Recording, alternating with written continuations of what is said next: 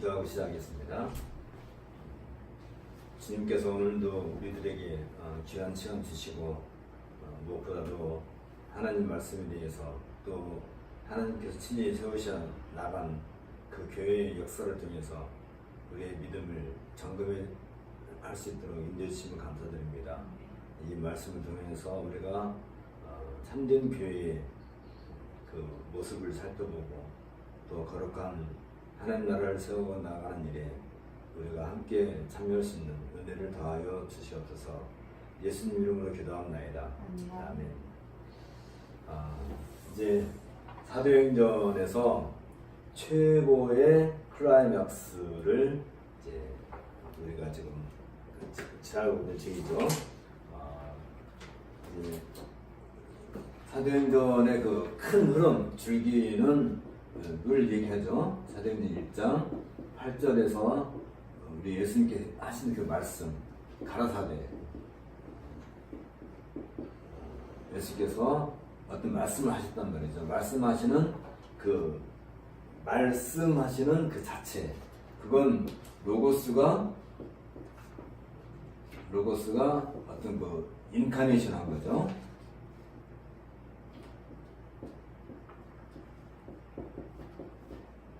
성육신 하신 거지.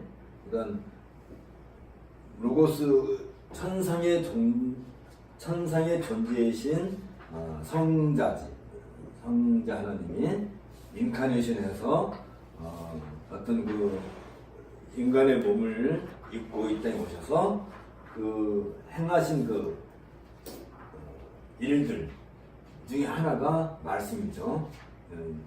우리가 알다시피 그 계시 이건 이제 계시죠. 인카네이션 그 자체가 계시인데 어떤 그 행위로 예수님께서 뭐 잠을 주무신다든지 또 식사를 하신다든지 피곤해 하신다든지 기뻐하신다든지 그런 어떤 그 행위하는 것은 인간이신 예수님, 다시 성육신하신 그분을 보여주시는 거고, 또 때로는 그 예수님께서 친히 어떤 그 말씀을 통해서 말하자면 말로 날레오라 말하는 어떤 행위, 그 말하는데 이건 말 그대로 얘기는 어떤 그 뜻이 있는 거잖아요. 그래서 이 자체가 기록된 계시도 있고 기록되지 않은 것도 있고, 물론 다 예수님께서 하셨다고 해서 다 기록해 놓는 건 아니죠. 그러나 이 복음서를 통해서 친히 말씀하신 것도 있고, 때로는 이절기나 표적 또는 기사 이런 일들 행하시죠. 뭐 죽은 자를 살리신다든지.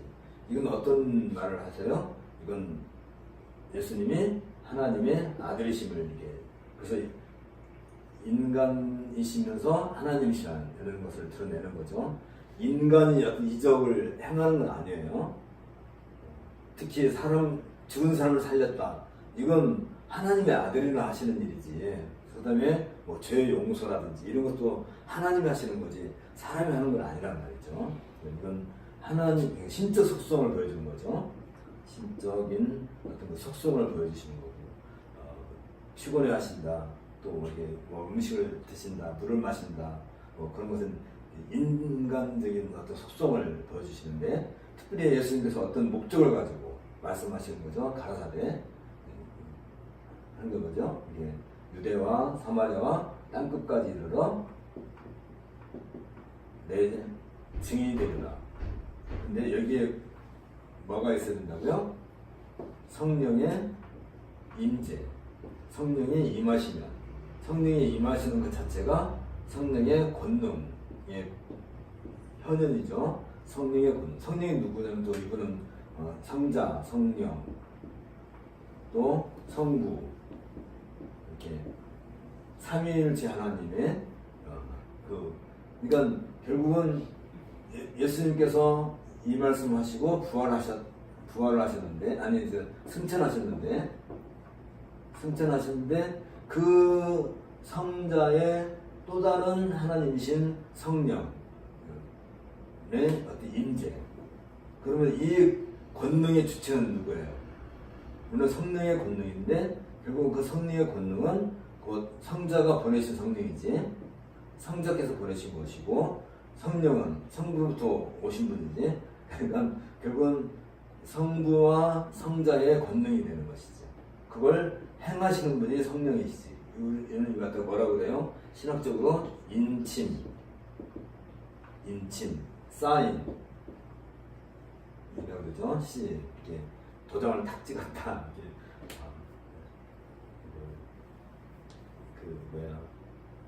도장을 찍지 않으면 아무리 문서를 다 써놔도 아무 효과가 없는 거지. 그건 뭐 할 필요가 없는 거지.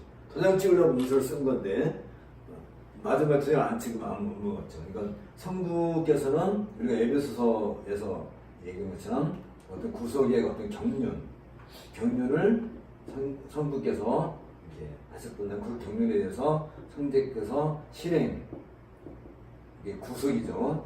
경륜에 따라서 어떤 실행, 그리고 같은 성령은 인침.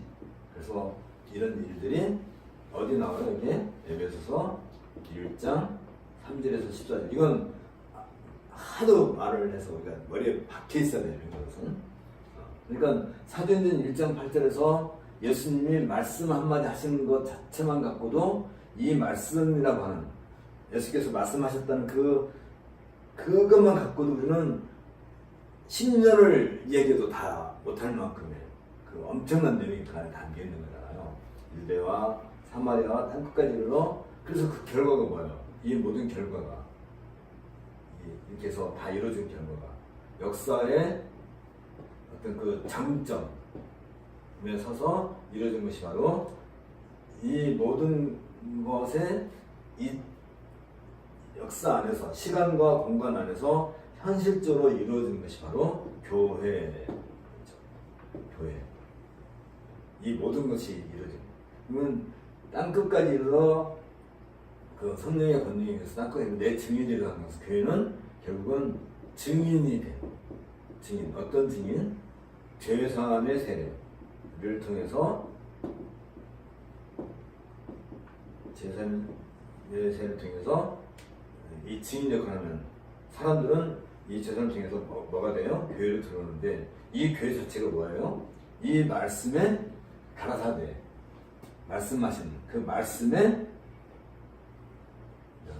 예수님께서 말씀하셨어요. 땅끝까지 이르러 내 증인이 되리라.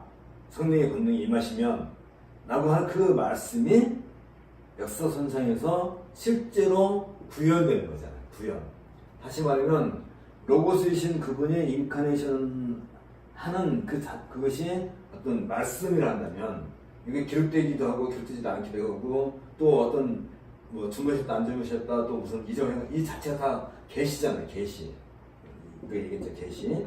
이 계시가 이러한 구체적인 어떤 역사선상에서, 시간과 공간의 현상에서 이게 구현되어서 마침내 성취되는 거. 다시 말하면 1장 8절에서 말씀하신 그 말씀이 성취되어지는 거. 이게 교회를 한다면, 이 교회는 결국은 예수님의 말씀이 역사의 현장에서 구체화되는 거죠. 또 다른 면에서 성육신을 하면 안 되는 건데, 성육신은 말씀이 육신이 되신 것이니까. 근데 그 말씀이 육신이 되신 것처럼, 실체가 되신 것처럼, 그 말씀이, 예수님께서 하신 그 말씀이 역사의 현장에서 성취되는 그 결과가 뭐냐면 그게 교회라고.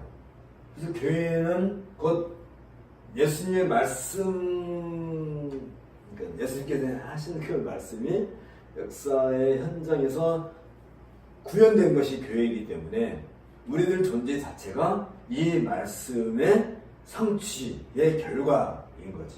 근데 이 말씀은 어디에 근거예요? 에베소 1장 3절 4절에 있는 이게 영원 전부터 성부와 성자와 성령께서 어떤 그 경륜, 오이코노미아를 이루시는 것을, 그것을 근거로 해서 예수님께서 사도행전 1장 8절에서 이 말씀 하신 것이지, 이 영원전에 삼위의 하나님께서 서로 협약한 것과 상관없이 예수님이 독단적으로 이렇게 말씀하시지 않는단 말이잖아요. 성령이 너희에게 임하신다.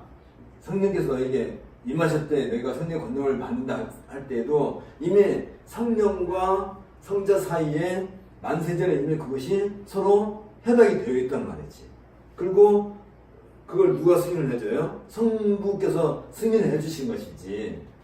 성자 혼자 그 인카네이션 하신 예수님이 그런 교육 없이 자기가 혼자 하나님이니까 내 마음대로 내가 천국 하늘에 올라가서 성령을 너희한테 보낼 테니까 너희들은 그 권능을 입어라, 이런 게 한 게 아니란 말이야. 이게 아주 오래 전부터 이런 일이. 그래서 우리가 이런 것을 신학적인 용어로 예정론이라고 하는 거잖아요. 예정론은 에베소서 1장 3절에서 14절에 그 모든 것이 성취되어 가는 것을 예정론이라고 하는 것이지, 누구 한 사람이 뭐 구원받고 안 받고, 심지어 어떤 사람들은 식당에 들어가서 밥을 먹을 때도 기도를 한다고 그러잖아요. 하나님, 내가 짜장을 먹을까요? 짬뽕을 먹을까요? 우동을 먹을까요? 기도를 해가지고 하나님께서 응답을 해주신다는 거잖아요. 그럼 너 우동 먹어라. 그러면 우동을 먹는다. 그렇게 살아가는 것이 무슨 예정론인 것처럼 오해하시는 분이 되게 많은데, 그런 건 절대 그런 얘기가 아닌 거잖아요. 말도 안 되는 소리를 하는 거지. 특히 그 옛날에 그 워치만니 계열에 있는 사람들, 그런 아주 그런 걸 되게, 그래서 우리게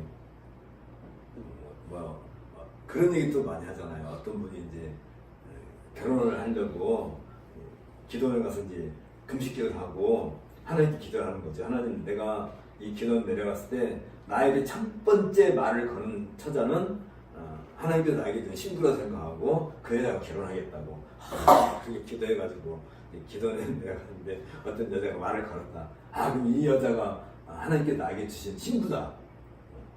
그런 식으로 말을 하면 안 되는 거죠.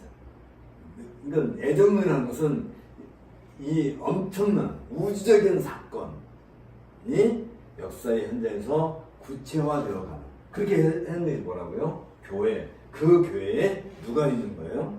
바로 우리가 들어있다는 것 자체가 이게 신비한 것이고, 이것처럼 정말 우리 마음을, 우리 가슴을 뜨겁게 하는 게 사실은 없어요. 우리가 교회의 한 회원이 되었다, 신자가 되었다, 내가 죄사함의 세례를 받고 이 교회에 속했다, 그것은 뭘 얘기하는 거예요? 이 말씀이 예수님께서 하신 그 말씀의 구현. 그래서 교회는 곧 말씀이에요. 교회 자체가 말씀의 구현인 거잖아요. 말씀의 구현인 거지. 그러면 이 교회를 가르쳐서 바울은 뭐라고 그래요? 그리스도의 몸이다. 그리스도의 몸이 뭐예요? 몸. 몸이 로고스가 인카네이션한 것이 몸이잖아요. 그럼 그 그리스도의 몸과 교회는 같은 거잖아. 따지는 거예요. 그죠? 그러면 이 로고스는 누구예요? 하늘에 계신, 말하자면 부활하여 승천에 계신 그분이 한다면 이 교회가 어떤 위치에 있는 거예요? 이 교회가 부활하여 승천에 있는 그 위치에 있는 아주 그 초월적인 존재인 거죠. 이걸 바울은 어디서 얘기했냐면 골로새서에서 이런 얘기를 해주는 거죠.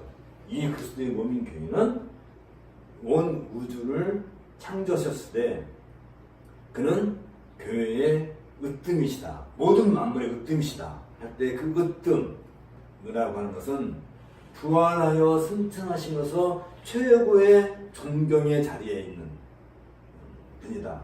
그러니까 보통 인카네이션 자체를 성경은 우리 신학적으로 이해를 갖다가 그리스도의 순환 또는 그리스도의 고난이라고 하죠.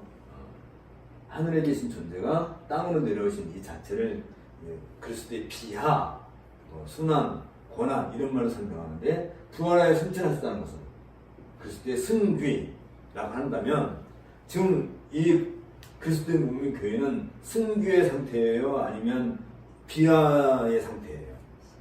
승귀의 상태라는 거죠. 그래가지고 우리는 하늘에 있는 존재.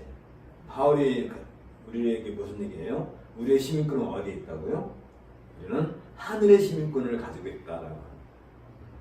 이미 우리는 순귀한 존재, 하늘의 시민권을 가지고 있는, 그런데 아직은 아니지. 언제까지? 언제 가야 돼요? 마지막 우리가 이 순교자인 것은 그리스도의 재림 때에, 그리고 우리가 이제 이 교회가 그리스도의 이제 몸이라 할 때 또 다른 말로 우리는 그리스도의 신부다. 바울이 이 교회를 갖고 그 얘기하죠. 내가 너희를 그리스도에게 중매했다. 중매가 뭐예요? 결혼을 연계시키는 중매를.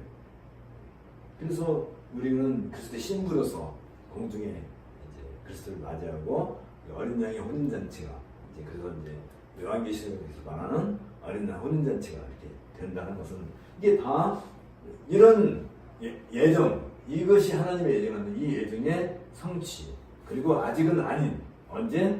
그래서 우리에게 뭐가 있어야 돼요? 재림에 대한 믿음, 소망, 재림에 대한 소망이지. 그리고 우리도 부활할 것이다.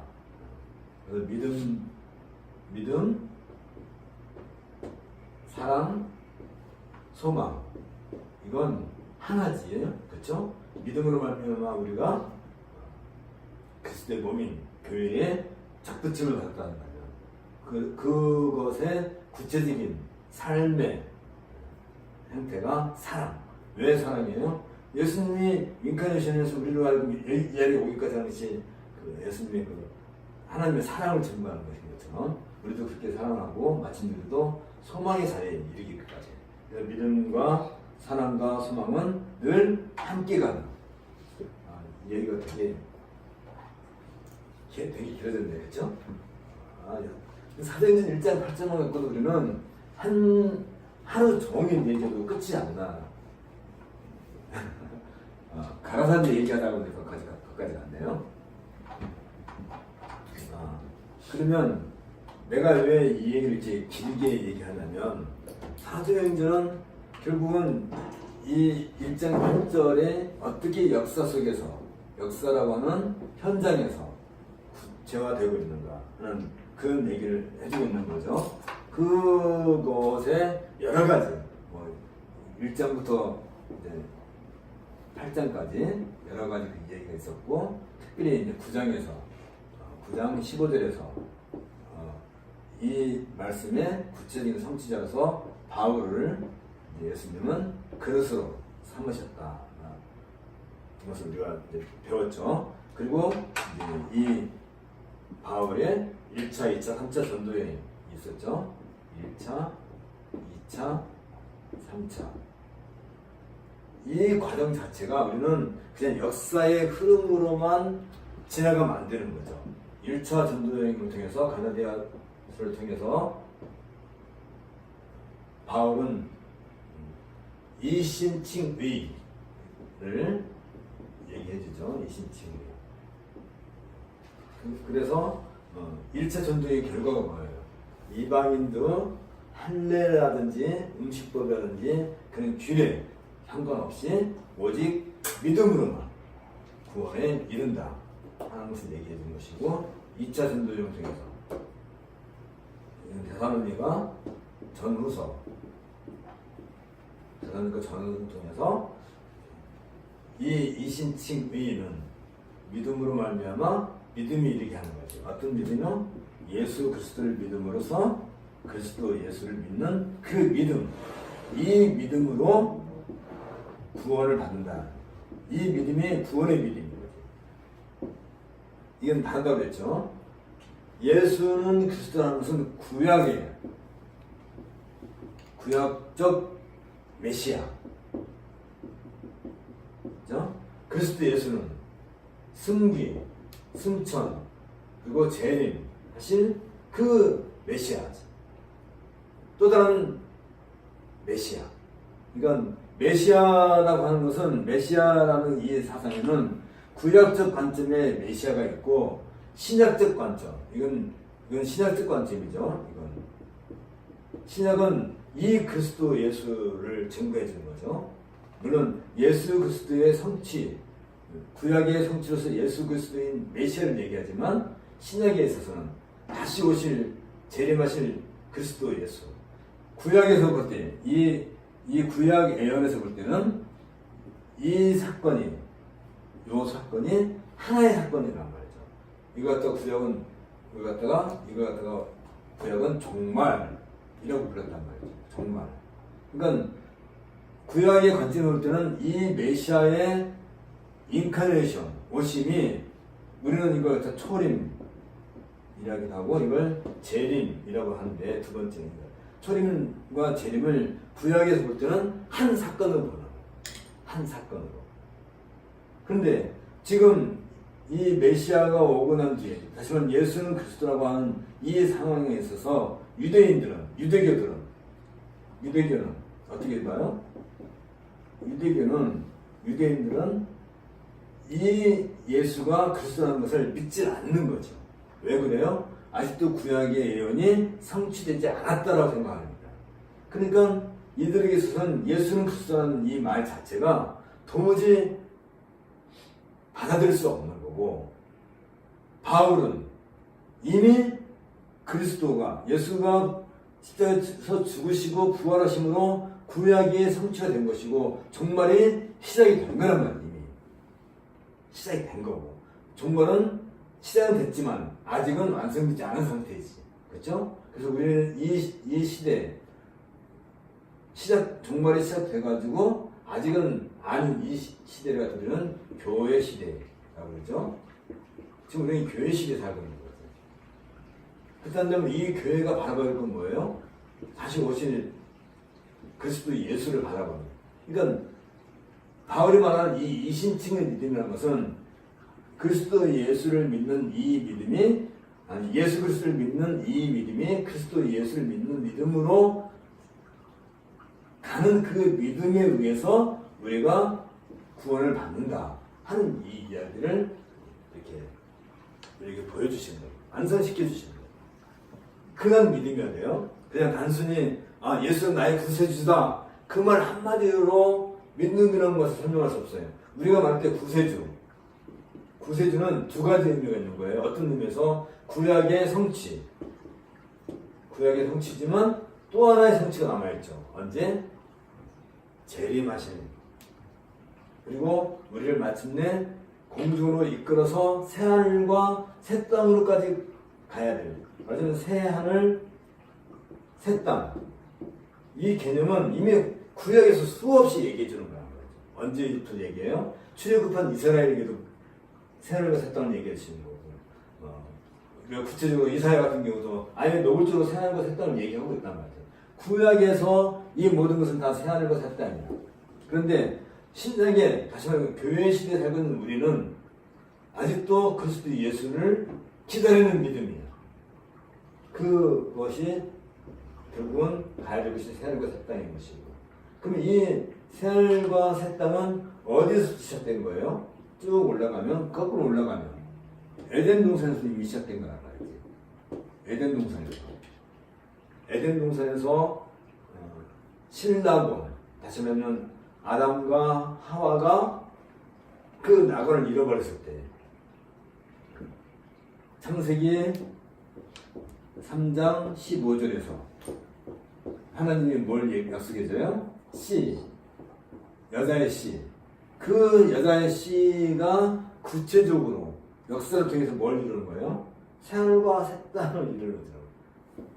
그분이 바로 구약에서 말하는 메시아고, 우리 신약에서 말하는 그리스도 예수, 재림하실 분을 바라보는 그 믿음.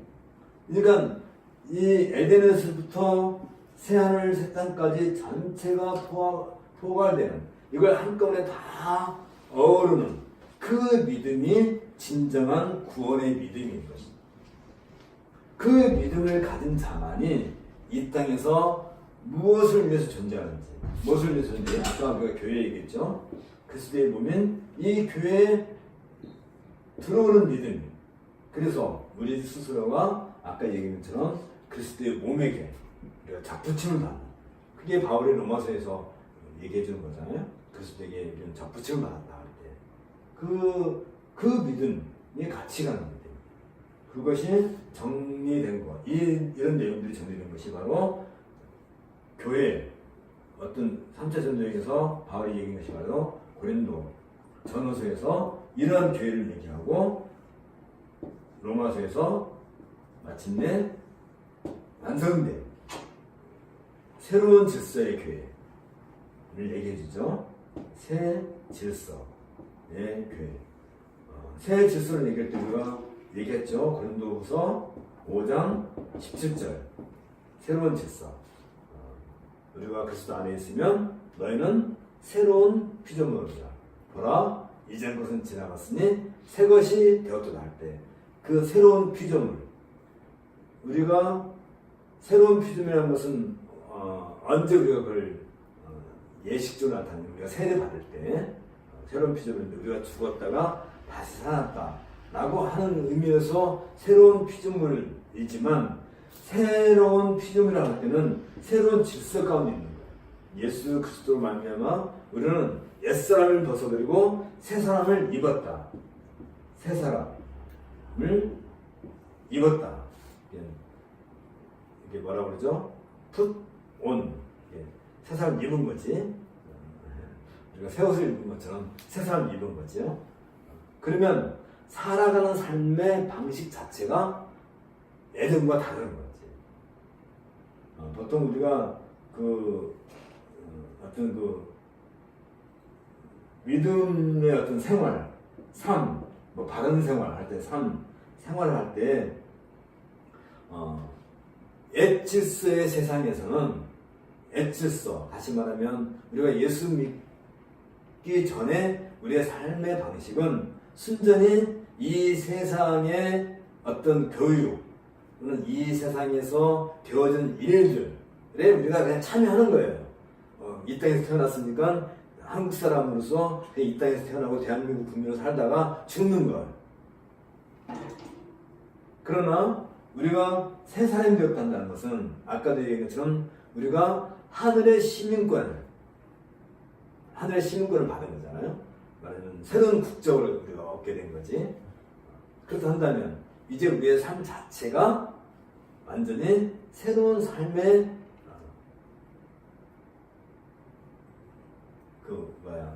새로운 삶으로 살아가는 거예요. 그걸 갖다가 바울은 뭐라고 얘기해요? 그게 바로 로마서 12장 1절 2절에서 바로 얘기하는 거죠. 우리를 하나님께 거룩한 산 제사로 드리라. 파리스테미 한다. 할 때 바로 그 얘기라고 그랬죠. 이게 좀 말하자면 다 같이 연결되는 것이고 이것이 1차, 2차, 3차 전도여행을 통해서 얘기된 것처럼 바울과 유대인들의 차이점이 바로 거기에 있는 거죠. 유대교에서는 이런 관점이 전혀 생길 수가 없는 거죠. 그들은 여전히 예수 그리스도가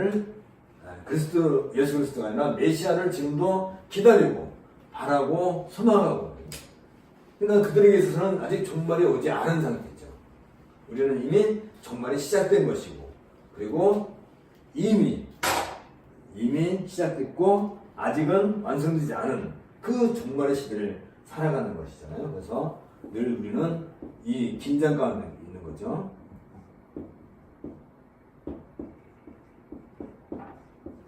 이미 종말이 시작됐고 아직은 완성되지 않은 이걸 갖다 우리는 긴장, 어떤 긴장? 종말론적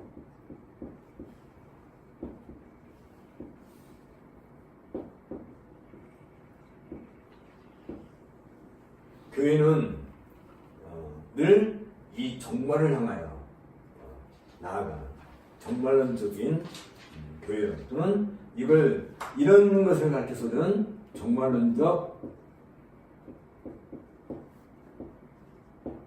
구원관이라고 얘기해요. 그러니까 우리의 구원 자체는 늘 종말론적인 구원. 근데 이 종말이라고 하는 것은 우리는 낙관적이에요. 그렇죠? 비관적이 아니라 낙관적인 우리는 종말관을 가지고 있는 거지. 왜? 우리에게는 뭐가 약속되어 있어요? 부활. 약속되어 있어서. 그래서 새로운 어디를 향해 가는 거예요, 이게? 새하늘과 새 땅으로 가는 거예요. 이것을 바라보는 문제미술은 낙관적인 구원관을 가는 거죠. 정말로 구원을 그러니까 세상이 끝났다, 비관적인 것이 아니라 우리는 이 이름으로 해서 우리는 새하늘과 새 땅을 바라보는, 이건 바울 신학에 있어서 굉장히 중요한 그 흐름이에요. 근데 이 모든 일들이 무엇으로 다 이루어져요?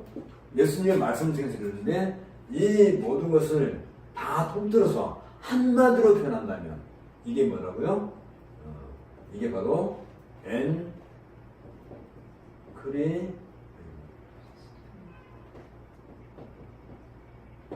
크리스토라는 거예요. 그리스도 안에서 이 모든 일들. 그래서 바울 신학의 바울 사상의 핵심적인 사상, 바울 사상의 핵심적 사상은 한마디로 말하면 그리스도 안에 in Christ 라고 정의를 내리는 거죠. 그러니까 우리가 주 안에 또 그리스도 안에 사랑하시는, 하나님이 사랑하시는 그 아들 예수 안에 있다 하는 이 모든 것은 한마디로 말하면 이 모든 것은 어디에 기초를 하고 있어요? 이 모든 것은 에베소서 1장 3절에서 14절, 이게 바로 예정론에서 가르쳐주고 있는 사상들이에요. 이런 예정론은 N 그리스도를 빼버리면 예정론 자체가 성립이 안 되는 것이지. 그리스도 안에 있다는 이 사실. 그러면 이 그리스도 안에 있다는 것은 어떤 의미로서 그리스도 안에 있는 거예요? 결국은 이 하나님의 경륜 안에 있는 거지. 하나님의 경륜 안에서 우리 인생의 삶을 살아가는, 그 삶을 살아가는 구체적인 우리 삶의 터전, 그게 바로 아까 얘기한 것처럼 교회고, 이 교회는 늘 하나님께 산제사로 드리는, 그걸 우리는 매주마다 교회에서 예배로서 그걸 증거를 하는 거죠. 말하자면 고백을 하는 거죠. 그래서 교회의 고백은 바로 예배가 됩니다. 그러니까 우리가 하나님께 예배하는 그 자체가 우리의 믿음을 고백하는 행위예요. 믿음이 뭐라고 했어요 아까? 정말론적인 믿음, 구원관에 대한 믿음, 예수 그리스도를 믿음으로써 그리스도 예수를 믿는 그 믿음에 도달하는 그런 믿음의 구체적인 행위가 하나님께 드리는 예배라고, 그걸 갖다 우리는 헌신이라고 한다. 예배 자체가 팔스템이야. 예배 자체가 하나님께 드리는 행위지, 따로 별도로 우리가 하나님께 무슨 서원하는 것, 그것을 예배로 생각하면 안 되는 거죠. 그건 서원이라고 하는 것은 신약에 있어서 서원 개념은 없어요. 구약에서 서원은 나시린이라든지 특별한 경우에 있어서 서원을 얘기하는 것이지, 무슨 우리가 내가 판검사가 되면 하나님을 위해서 내 인생을 바칠 테니까 하나님 나를 판검사 시켜주세요, 이런 식의 서원이라든지, 내가 사업을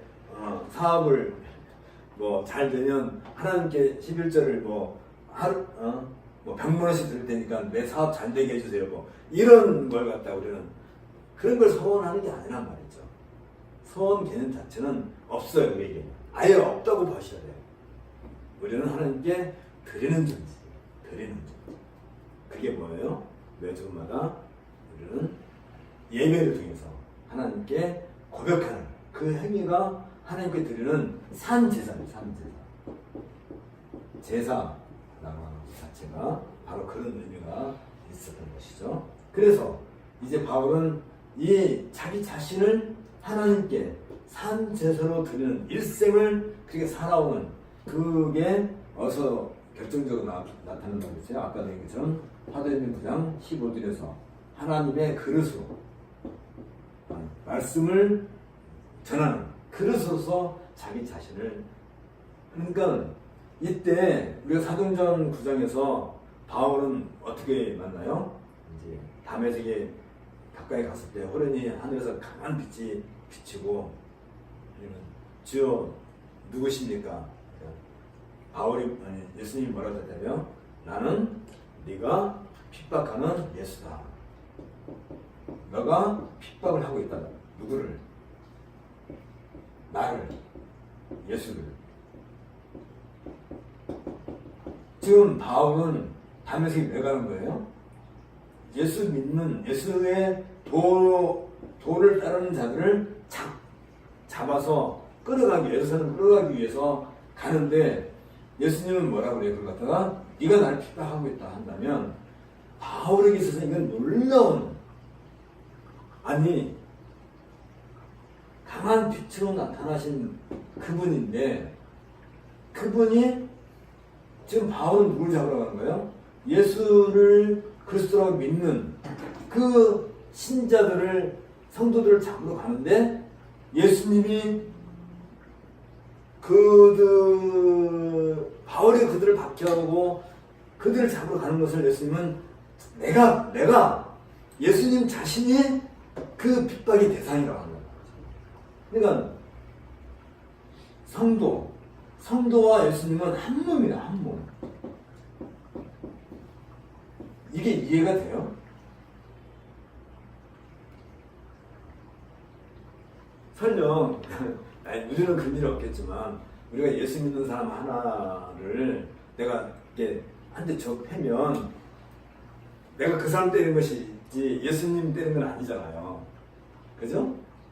내가 그 사람 유혹하고 그 사람 적했지 예수님을 때렸다고 는 전혀 생각 못 할 거 아니에요. 심지어 예수님 뭐라고 해요? 형제에게 나가 이 미친놈, 정신 빠진 놈 이라고 욕을 하면 예수님 뭐라고 해요? 지옥 불에 들어간다고 해요. 누구한테 한 거예요? 나한테 한 거야. 하나님에게 한 거란 말이지. 아니 그게 말이, 우리는 도저히. 그러니까 예수님 또 다른 말은 뭐라고 해요? 너가 형제에게 물 하나 떠준 것은 그건 누구한테 했다고? 나한테 했다는 말이죠. 그러니까 너는 맡은다고? 너는 천국에 들어갈 자격이 있다고 그러신단 말이지. 이건 우리는 상상도 못할 얘기다. 이런 얘기들. 그러니까 지금 바울의 어떤 그 교회가, 바울이 생각하는 그 교회는 어디에서 결정적인 타점,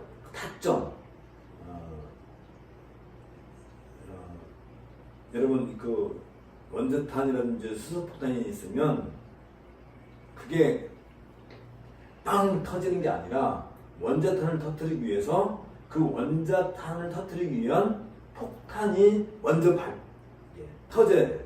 그럼 이 폭탄을 터뜨리려면 또 이 뇌관이 있어야 돼요. 뇌관. 어떤 뇌관을 공이가 딱 쳐야 이 뇌관이 작은 화약이 폭발하면서 그 폭탄을 터뜨려요. 폭탄을. 그러면 이 폭탄이 터지면서 원자탄이 폭발하는 거죠. 이해가 가시죠? 그러니까 이 서울 시내를 한꺼번에 파괴시킬 수 있는 이 원자탄이 폭발하기 위해서는 이 손가락만한 뇌관이 폭발해야 이게 엄청난 폭발력이, 이게 연쇄 폭탄이 이게 폭발을 해가지고 생기는 것처럼, 이 빛이신 예수님이 바울을 향해서 나는 네가 핍박하는 예수라는 그 말 한마디가 바울의 전 생애를 익스플로션 시킨 거죠. 폭발시킨 거죠. 바울은 다메섹에 가서 그 예수를 그리스도라고 믿는 그들을 잡으러 갔는데, 예수님은 그게 곧 나를 핍박하는 거다 라는 그 말 한마디가 바울에게 있어서는 상상을 할 수 없는 폭발을 일으킵니다. 그게 바로 예수님과 그의 제자들은, 예수님의 도를 따르는 그 무리들은 한 몸이구나. 이게 뭐라고요? 이게 바로 교회다. 바울의 교회가는 이렇게 해서 형성돼요. 이게 아까 얘기한 것처럼 엔 크리스토예요. 다시 말하면 예수 그리스도 따르는 그 성도들은 어디 안에 있는 거예요? 엔 크리스토란 말이에요.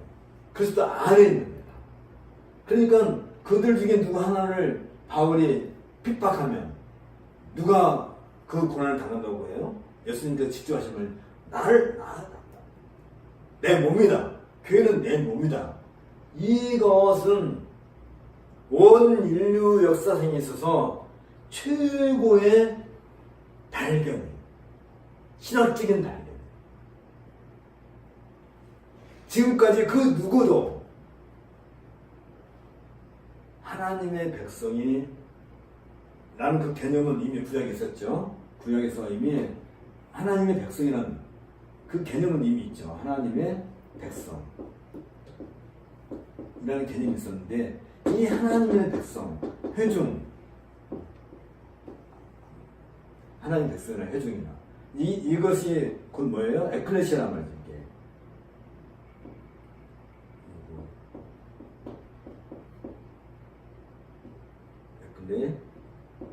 에클레시아, 이게 부름을 받은 민족들, 부름받은 사람들, 이런 개념은 이미 구약에서 다 있었던 거예요. 그런데 이 에클레시아가, 이 교회가 곧 예수님과 한 몸이다. 하나님과 한 몸이다. 라고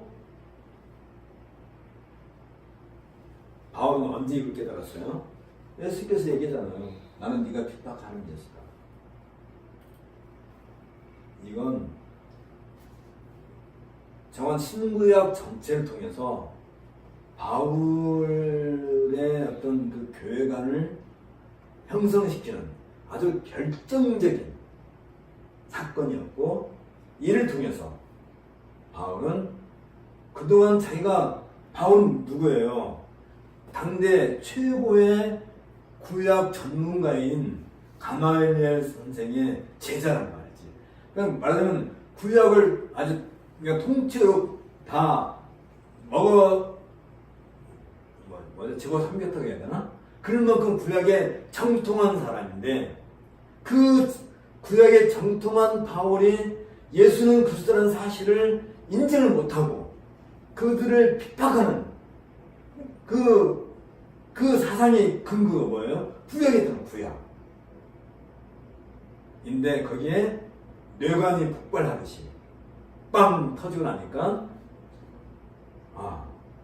이 교회가, 이 하나님의 백성으로 부름받은 이 회중이 곧 그리스도의 몸이다 는 사상을 가지게 되는 것이고, 이 그리스도의 몸이 되는 것은 예수는 그리스도라고 믿는 그 믿음으로 말미암아 되어야 한다는 것이 바울 신학의 어떤 큰 핵심으로 남아있는 거예요. 그렇게 해서 이러한 사상을 기본으로 해서 바울은 1차, 2차, 4차 전도여행을 할 뿐만 아니라 나중에는 로마와 사바나까지, 땅끝까지 복음을 전하기 위해서 예루살렘에 오게 된 것이고, 예루살렘에 왜 오게 된다고요? 이방의 예물을 가지고 시온에 와서 하나님께 예배하는 것은 뭘 상징하는 거예요? 이사야가 말하는 그 정말의 예표적인 사건으로. 그래서 바울은 이것을 굉장히 중요하게 여기는 거죠. 그래서 예물을 가지고, 그리고 이제 드디어 이 일 때문에, 그러니까 이게 왜 유대인들은 이해가 안 됐냐면, 바울은 어떤 사람을 생각하냐면 이 이방인들에게 할례를 못하게 하고, 또 여러 가지 그 예전 너 필요 없다 하고, 믿음만 가지면 어떻게 된다고요? 하나님의 백성이 된다고 하는 거야. 이렇게 가르친단 말이에요. 유대인들로서는 할례와 예전, 안식일을 지킨다든지, 성전 규례를 지킨다든지, 이것이 하나님의 백성이에요. 이 사람들에게 있어서. 근데 바울은 이걸 무시하고 예수는 그리스도라고 하는 그 믿음을 물어봐.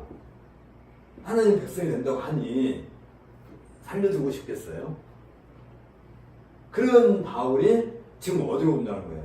예루살렘에 온다는 거예요. 시온이 뭐예요? 시온이 온 우주의 중심이라는 중심. 유대인들에게 있어서는 이 시온으로부터 온 세상에 하나님 복이 전파되는 것이고, 온 백성들이 시온에 와서 하나님께 예배해야 되는 것이고, 시온 우주의 산이란 말이에요. 우주의 산. 이게 가장 중요한,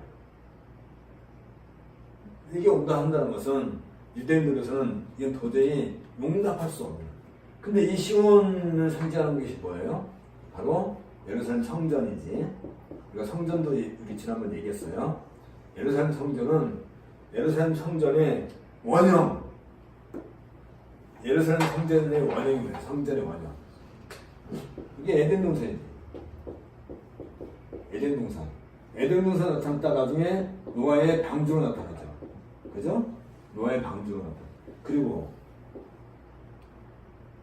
성막으로 출애굽해서 성막 나타나는데, 성막으로 나타날 때 여기에 그때 아브라함 통해서 주신 거예요. 이게 할례 제도가 이때 등장하는 거지. 그리고 성막이 만들어지고 여러 가지 예전 제사의식이 만들어지는 거예요. 그렇게 해서 성전이 만들어졌는데, 예수님이 이 성전에서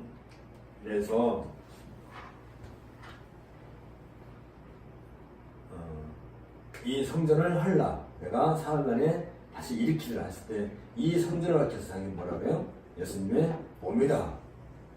그러면 에덴, 방주, 성막, 성전, 또 할례, 여러 가지 구약의 예전들은 다 무엇과 관련돼요? 예수님의 몸, 그리스도와 관련. 다 이 연결되는 거예요. 그렇죠? 같은 거지. 그래서 이 성전의 기능이 완전히 끝났다 하는 걸 언제 보여줘요? 예수님께서 십자가에서 죽으셨을 때 성소와 지성소 사이에 두께가 30cm 그 휴장이 위에서부터 아래로 쫙 갈라져서, 그 말은 뭐예요? 이게 이제 히브리서에서 그 얘기를 하는 거지.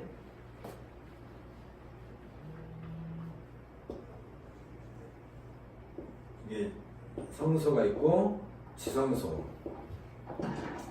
지성소라는 말은 성소 중에 성소라는 뜻이야. 뭐 그렇죠? 거룩한 것 중에 더 거룩한 것. 그래서 이 휘장을 찢어서 없앱니다.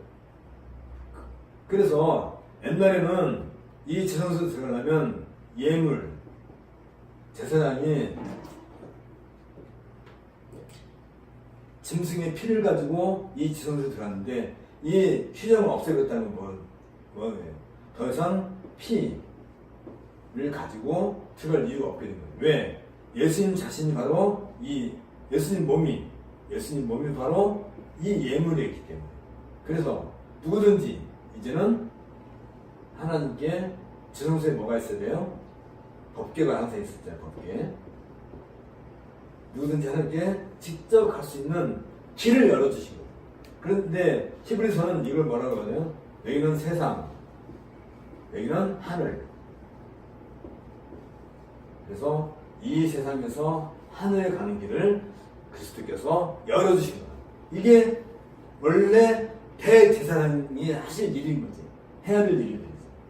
그래서 우리는 더 이상 예수님의 피로 이 길을 열어줬기 때문에 이제는 더 이상은 그런 재물을 가지 않고 직접 하늘은 누구 있는 거야? 아버지가 계시는 것이지.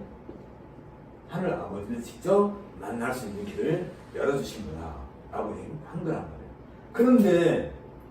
그런데 이 성막을 둘러싼 뜰이 이렇게 있는데, 여기에 이제 안토니오 요새가 로마 군대가 있는 것이고, 여기에 이 뜰에 이 사람들이 담을 만든 담을, 이 뜰에다가 담을 쳐서, 얘는 이스라엘의 뜰,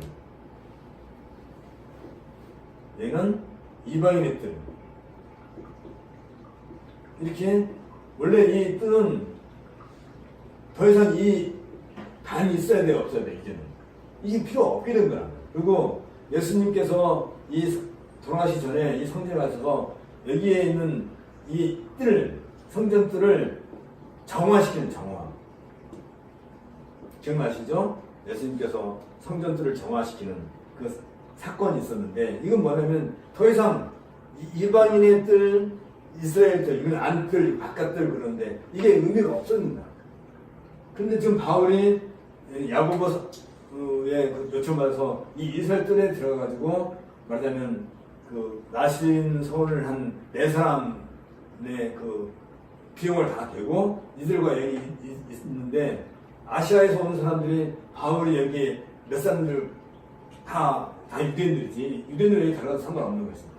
있는데 이방인 데리고 들어갔다라고 외쳐가지고 바울을 끌어다가 이 이방인 바깥으로 끌고 나온 거지. 그래가지고 주워 패는 거잖아요. 죽일 만큼 주워 패버리는 거지. 그러면 지금 유대인들은 이 지성소의 휘장도 갈라진 망국에 이 이방인과 이스라엘의 담도 이미 의미가 없어진 상황에 자기들은 이걸 끝까지 지키고 마치 여기에 이방인 들어오면 죽일 것처럼 바울이 이방인 데리고 들어왔다고 모의를 하고 바울을 잡아 죽이는 거잖아요. 그랬을 때 이 성소는 더 이상 하나님의 현존을 상징하는 성소가 아니라 이미 이때부터 이런 이 예수님을 십자가 못 박는 이때부터 이 성전은 반신구 세력인 거예요. 완전히 반신구 세력의 본거지가 된다. 이 성전을 중심으로 사내들인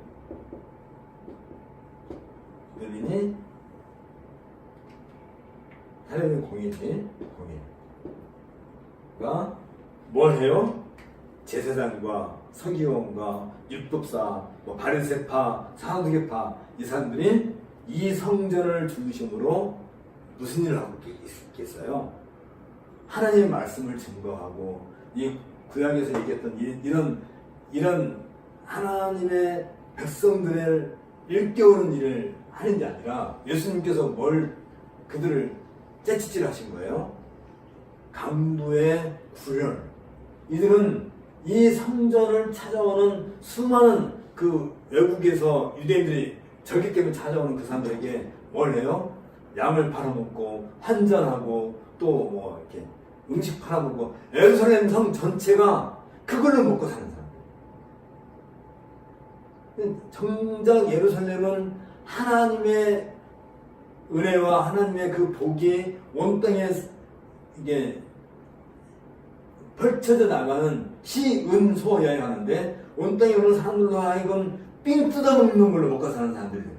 예루살렘 전체가 강도예요. 강도. 누가? 대제사장부터 시작해가지고 거기에 바울이 들어가게 되니까 이 사람들이 뭐예요? 바울은 지금 뭐예요? 이 모든 할례라든지 이런 것이 다 필요 없다고 말하는 사람인데 이 사람들은 이걸 먹고 사는 거란 말이에요. 성전에서 할례를 행하고 또 이 뜰에서 행하는 거죠. 또 제사 드리고 아침마다 저녁마다 소제 드리고 또 안식일 지키고 이게 모든 일들이 이 성전 중심으로 다 메커니즘이 움직이는 다 경제 활동이 움직이는. 근데 그 근본을 바울이 깨뜨리려고 하니까 이 사람들은 바울을 천천지 왼수로 생각하고 바울을 죽이려고 했던 거예요. 여기에서 정말 우리가 느껴야 될 거, 우리가 찾아야 할 게 뭐예요? 우리도 어느 순간에 교회에서 기득권을 갖고 이 반신구 세력처럼 참된 교회를 무너뜨리고 있지 않는가 하는 것은 우리가 늘 우리야 물론 안 그런다라고 하지만 나도 모르는 사이에 혹시라도 근데 이 유대인들은 그게 바로 하나님을 위한 거라고 믿었다는 말이죠. 그게 바로 하나님의 일이고 하나님 나라의 일이고 그러나 아까도 얘기한 것처럼 바울이 생각하는 하나님 나라의 일과 유대인들이 생각하는 하나님 나라에는 하늘과 땅 차이인 거예요. 바울은 하늘의 일을 지금 하고 있는 것이고 이들은 지금 땅의 일을 하는 거예요. 땅의 일이 뭐예요? 땅의 일. 예수님께서 말씀하시죠. 돈을 이 땅에 쌓아두지 마라. 어디 쌓아두라고요? 하늘에 쌓아두라. 결국은 돈 얘기야. 돈 얘기.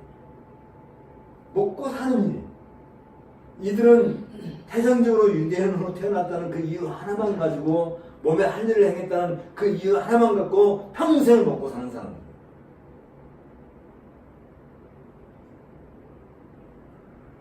아까도 얘기했지만 이 성전은 에덴 동산에서 시작된 거예요.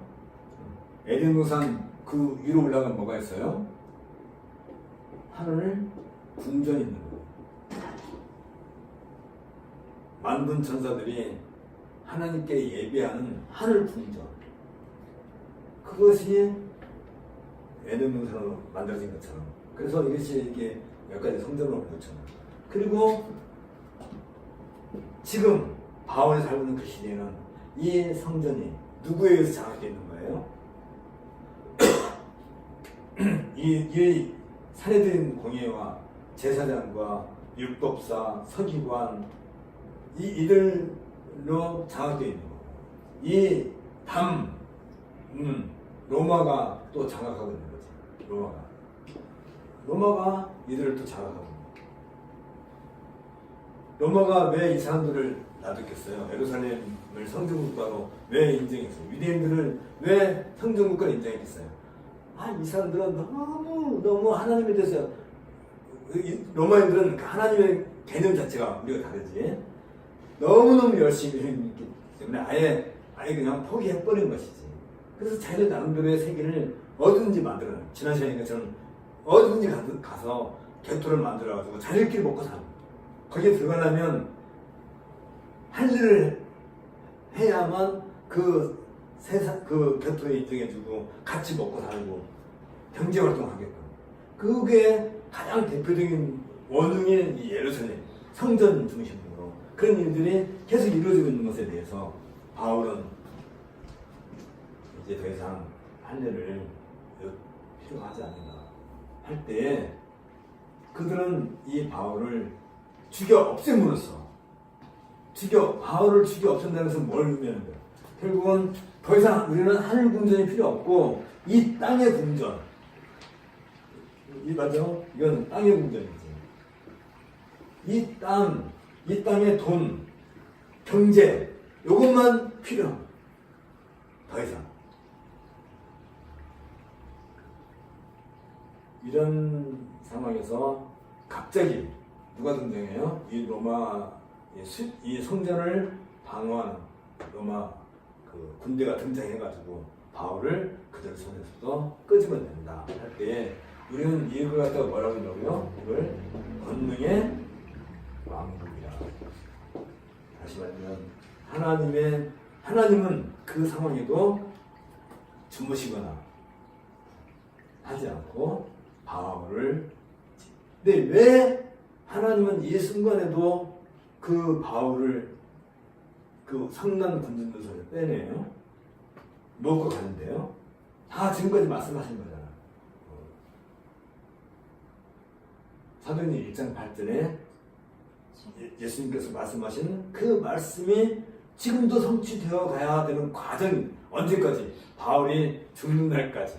그러니까 여기서 바울이 그 성난 유대인들의 그 앙칼진 그 손아귀에서 벗어날 수 있었던 것도 다 이런 말씀의 성취와 연관되는 것이고 9장 15절에서 나의 그릇을 택하셨다. 그리고 그 나의 그릇을 택하셨다 할 때 9장 14절, 15절, 16절 보면 예수님이 그냥 말씀하시지 않아요. 이는 나의 그릇인데 어떻게 한다고요? 고난을 엄청나게 많이 받는다고 해요. 예수님도 뒤끝이 장렬하신 분이야. 왜 바울은 그렇게 고난을 당해야 했겠어요? 왜? 바울이 누구한테 발길질했어요? 예수님께 발길질했단 말이지. 그러니까 너가 발길질하는 것을 내가 견디지 못하겠다고 예수님이 하소연을 했으니까 바울에게. 그러면서 뒤끝이 안 보이지. 너는 평생 고난을 당해야 된다. 그리고 바깥으로부터 고난만 당한 게 아니죠. 바울은 평생 자기 몸 안에 있는 가시로부터 고난을 당했는데 바울이 예수님께 난 도무지 못 견디겠으니까 제발 이 가시 좀 어떻게 옮겨주세요. 그러니까 예수님 뭐라고 그래요? 이놈아 내 인류는 내게 속하라. 아 진짜 그럼 왜 이렇게 얘기가 나왔지? 어쨌든 참 우리 예수님도 참 너무나 사랑스럽죠. 그러니까 설령 우리 안에 서로 집안 안에서 남편과 부인 사이에 남편과 아내 사이에 뭐 서로 뒤끝 좀 이렇게 있다 해가지고 그거는 뭐 할 게 아니에요. 예수님의 뒤끝은 장난 아니에요. 바울이 예수님한테 발길질 몇 번 했다고 평생 바울을 고난 가운데 가두드시고 몸에 가시를 줘가지고 맨날 바울을 힘들게 하셨으니까 우리들이 하는 뒤끝은 그리고 뭐예요? 그런 바울이 전한 복음을 거부한 자들은 예수님은 어떻게 해요? 영원토록 지옥불에 갖다 던져버립니다. 심판을 하시는 거잖아요. 사랑이 많으신 예수님에게도 그런 게 있다. 그래서 하나님은 권능의 왕국을 통해서도 그 백성들을 보호하신다는 것을 보여주는 것이고, 그리고 이제 22장부터 26장까지는 이 예루살렘에서 시작된 바울의 어떤 그 죽음과 관련된 거죠. 사실 이 성전 뜰에서 바깥뜰에서 바울이 이렇게 뭐 그때는 돌이 없었으니까 돌이 안 맞은 뿐이지 틱불로 유대인들이 던진 틱불로 바울이 죽은 거랑 똑같아요. 이거 누굴 상징해요? 뭘 기억하게 해요? 스테반. 그때 바울의 증인이었잖아요. 그렇게 해서 바울의 죽음을, 스테반의 죽음을 바울은 자기의 죽음으로 이렇게 받아들이게 되는 것이고, 그럼에도 불구하고 바울은 이 말씀의 성취를 위해서 다시 하나님께서 살리시는 어떤 걸 통해서 권능의 왕국이 그 일을 여전히 하나님이 행하시는 것이고, 그리고 이제 바울이 이제부터 우리가 이제 22장부터 26장까지 여기는 바울의 그 변론, 바울이 행한 변론에 대한 얘기가 중요한 내용으로 누가는 기록해주고 있어요. 근데 이 바울이 행한 중요한 그 변론의 내용이 뭐냐? 22장부터 26장까지 전체를 통틀으면 바울이 늘 자신의 무죄와 관련해서 내가 죄를 짓다 안 짓다 그 자신의 결백을 주장하지 않고, 바울은 늘 이 재판 과정에서 한 가지 주제를 계속해서 말을 하고 있는데, 그게 뭐냐면 부활하신 예수님, 부활하신 예수님에 대해서, 다시 말하면 예수님의 부활에 대해서 계속해서 증거를 해요. 언제부터? 처음에 유대인들에게 이게 막 맞아 죽을 만큼 두드려 맞고, 이제 천부장 루시아가 그를 구출해줬을 때 막 그 유대인들이 계속 막 쫓아가면서 막 욕을 했겠죠. 그러니까 바울이 루시아에게 잠깐만 나한테 시간 달라 해가지고 루시아한테 허락받고 그들에게 뭘 얘기해요? 부활하신 예수님에 대해서 유대인들에게 완전 선포를 하죠. 그러니까 또 백성들을 막 바울을 잡아 죽이려니까 루시아가 이제 바울을 오게 가두고, 그리고 이제 이 사람이 왜 이 유대인들한테 이런 일을 당하는가 하고 신문을 하려고 바울을 이제 가족을 묶으니까 바울이 나는 로마 시민이다 라고 밝히니까 이제 루시아가 다시 풀어졌는데, 그리고 이제 루시아는 이제 이 상황을 어떻게든지 해결하려니까 그 다음날 이제 산헤드린 공회를 불러 모아서 다시 재판을 하게 되죠. 재판을 했을 때 거기에 누가 등장해요? 유대인의 총대빵이라고 해야 되나? 대제사장이 등장. 이 대제사장이 어떤 한 사람의 재판 때문에 거기에 참여한다는 것은 말이 안 되는 일이에요. 해서는 안 될 일이지. 대제사장의 위치가 뭐예요? 모든 사람의 죄를 사하고 하나님께 이끌어줘야 돼요. 지금 바울은 누구예요? 유대인이란 말이에요. 대제사장의 보호를 받아야 될 위치에 있는. 근데 그 대제사장이 바울을 고소하는 장면. 이건 유대교와 기독교와의 전쟁을 하는. 지금 바울은 기독교의 대표로 그 자리에 있는 거고, 대제사장은 유대교의 대표로 거기에 와서 전쟁을 하는 그런 상황이 지금 전개되고 있는 거예요. 그때 바울은 뭘 지금 얘기해요? 그때 유대교에서는 이는 성전을 더럽힌 자고 하나님을 못 얻겠다라고 주장하지만 바울은 뭘 얘기해요? 예수 그리스도의 부활하신 예수님이 누군가. 그러니까 그날 밤에 그러니까 뭐 재판이 안 되잖아요. 그래서 이제 총부장은 그러면 이 문제에 대해서 다시 좀 더 시간 갖고 하자고 해산시켜버리죠. 그러니까 유대인들의 그 고발 내용은 아무 뭐 증거도 없고, 그러니까 재판 끝나고 그날 밤에 감옥에 다시 바울에 갇혔는데 누가 나타나요? 부활하신 예수님이 나타나서 바울에게 두드러 맞기 전에 좀 하시지. 실컷 두드러 맞고 바울은 막 그 죽을 상황에서 할 말 다 하고 재판까지 받고 대제사장까지 등장하고 하는 상황인데, 그날 밤에 바울에게 예수님 나타나서 바울에게 위로를 해줘요. 바울아, 걱정하지 마라. 너가 로마까지 가야 될 것이다. 바울에게 뭘 심어줘요? 로마서에서 얘기했던 로마까지 가고 싶다는 그거를 예수님께서 너가 로마까지 가게 될 거야. 위로를 해주십니다. 그 다음날 아침에 유대인 40명이 하나님께 서원을 해요. 뭘 서원을 해요? 내가 저 바울을 죽이기 전까지는 먹지도 않고 마시지도 않겠다. 먹지도 않고 마시지 않는 거 뭘 말하는 거예요? 죽겠다는 거예요. 바울을 죽이기 전에는 내가 안 살겠다. 하나님께 서원할 때 그런 서원을 하면 이게 서원입니까? 서원이 돼요? 누구를 죽이기 위해서 내가 죽겠다. 그런 건 말이 안 되는 일이에요. 그러면서 그 40명이 누굴 찾아가요? 대제사장을 찾아가. 그래가지고 대제사장한테 그걸, 그리고 바울을 다시 재판석에 끌고 나오게 하라. 그러면 그 도중에 우리가 달려들어서 바울을 죽이겠다.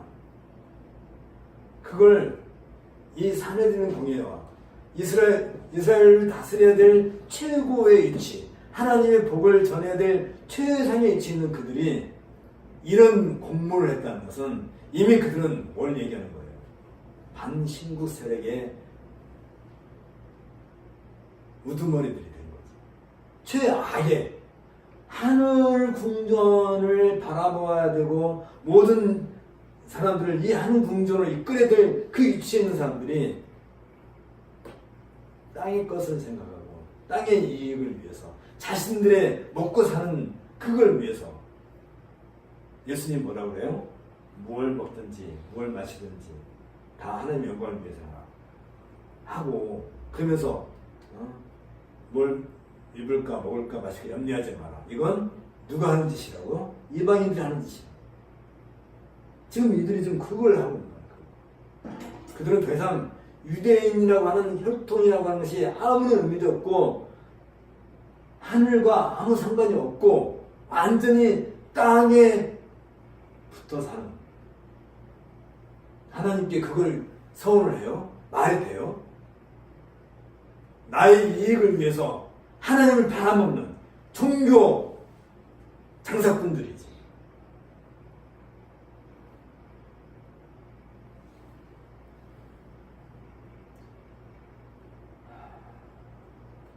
정말 그런 걸 보면 명색이 제사장들이잖아요. 율법사, 서기관, 이들이 다 뭘 하나님의 말씀을 잘 밝혀서 그 백성들을, 설령 이들이 그런 서원을 했다 할지라도 제사장이라든지 율법사들 말려야지. 하나님께 그렇게 하는 게 아니다. 그렇게 하나님께 서원하는 게 아니다. 말렸어야 될 그들이 오히려 동조하고. 그래서 천부장한테 어떻게 하겠다는 거예요? 그 바울을 다시 사내된 공의 재판에 보내달라고. 이걸 지금 공모하고 있는 것을 우연하게 바울의 조카가 그걸 알고 천부장한테 알리게 됩니다. 천부장은 이 사태가 심각하구나 알아서 그 밤중에 470명이나 되는 군대를 동원해가지고 바울 하나를 가이사라로, 왜냐면 여기는 성전 수비대야. 지금 천부장이 데리고 있는 사람은 천명 가까운 성전 수비대인데, 가이사라에는 유대를 수비하는 로마 수비대가 있는 거예요. 그는 뭐 웬만한 사람들이 건들지 못하는. 그래서 가이사라로 바울을 보내게 되고, 이제 70명의 그 중무정한 그 말 타는 기병들이 호위를 해가지고 바울을 가이사라까지 가요. 세상에 이건 왕 정도의 위치에 있어야 대우받는 그런 호의를 받고 바울이 가이사라로 간다는 것은 어떤 의미가 있겠어요? 정말 그 바울 하나가 움직이는 것은 한 나라가 움직이는 것 같은 그런 엄청난 일을 하게 돼요. 그때 총독이 베스도였죠. 베스도 총독이었는데, 이 베스도는 원래 로마의 그 노예에 있었는데 운이 좋아가지고 총독까지 오게 됩니다. 유대인이에요, 유대인. 로마로 끌려간 그 집안에 노예로 태어났다가 어쨌든 이제 운 좋게도 총독으로 와 있어요. 근데 이 베스도는 상당히 그 자기가 유대인이면서도 유대인들에 대해서 그게 만약에 친하지 않은 사람이었어요. 근데 이제 가이사라고 하는 이 동네가 이방인들 원래 동네였는데 자꾸 유대인들이 들어와가지고 자기들 개토를 따로 만들고 하는 것에 대해서 베스도는 자기 이익권을 먼저 생각하는 거지. 그래서 그 가이사라고 하는 그 동네가 원래 이방인들 사는 동네인데 거기서 많이 세금 들어오는데 유대인들이 들어오면 귀찮아요. 별로 유대인들과 친하지 않은 그 일로 인해서, 그때가 이제 57년경이죠. 2년 뒤에 59년에 이제 이 유대인들하고 이 가이사라에 있는 이방인들하고 자꾸 경제권, 대두가 자꾸 커지면 서로 그 경제권과 싸움이 되는데, 이때 이 베스도는 이 유대인들을 대거 진압을 해버려요. 그런 와중에 누명을 씌워서 그 당시 대제사장도 잘라내버리고 새로운 자기 편에 자기 마음에 드는 대제사장을 세워요. 그게 이제 어쨌든 뭐 그런 상황이었었어요. 근데 이 베스도는 바울을 신문을 하니까, 바울은 이제 자기가 왜 그런지 신문을 하니까 결국은 예수 그리스도에 대한 부활을 얘기하거든요. 베스도는 이건 정말 자기 관심도 없고, 그랬을 때 바울이 이방에서 많은 그 이방인들과 함께 돈을 가지고 왔다는 소식을 들었기 때문에 베스도는 은근히 바울에게 뇌물을 부탁했는데 바울은 줄 이유가 없죠. 그리고 그 유대인들의 그 재판에서도 확증은 범죄 사실이 발견되지 않으니까 바울은 하루 이틀 사업을 하다가 1년, 2년 얼마나 기다려요? 2년을 기다려요. 2년. 그리고 베스도가 아까 얘기한 그 유대인 그 폭동 사건 때문에 로마로 가가지고 로마에서 총독 지위를 상실하고 새로운 총독이 오게 되죠. 누구야? 베스도가 아닌 내가 착각했죠. 그때 총독이 누구야? 23장 가서 24장으로 넘어왔네 벌써.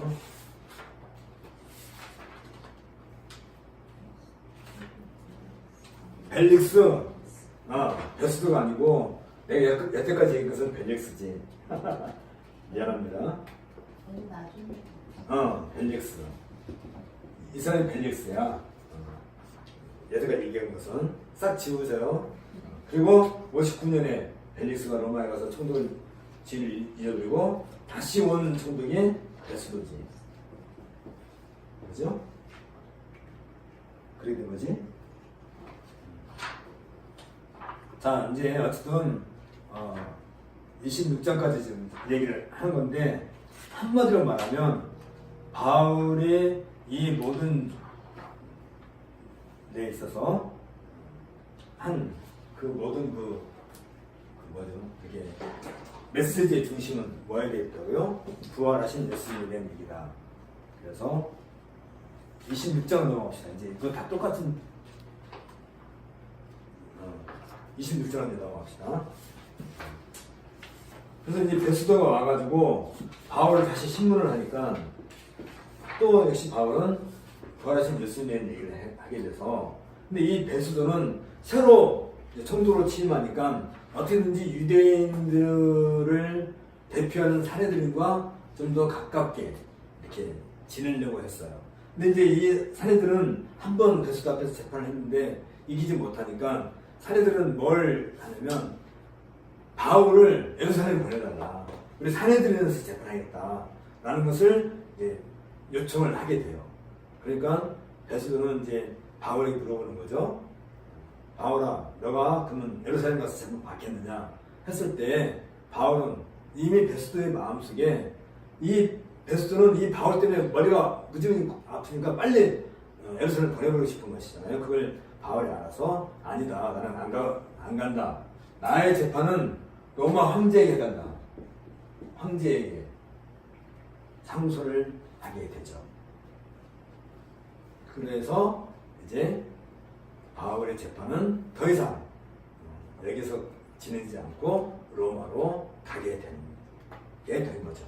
그럴 때 우리가 여기서 이제 눈에 보이지 않는 것을 하게 되는 거예요. 바울을 그릇으로 삼으실 때 바울은 어떻게 그릇으로 삼나요? 예수님께서 이방인과 유대인과 또 왕들에게 나의 복음을 전할 증인이다. 이방인도 증거했고 유대인도 증거했어. 이제 뭐가 남았어요?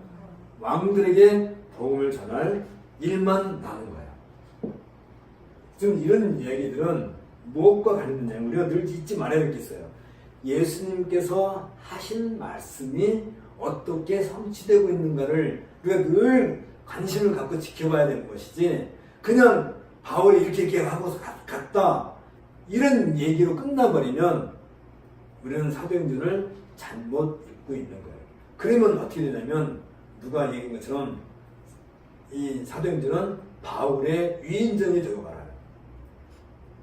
바울의 위인전이란 말이에요. 사도행전이 아니죠. 사도행전 1장 시작해서 사도행전 28장까지 무엇에 대한 얘기예요?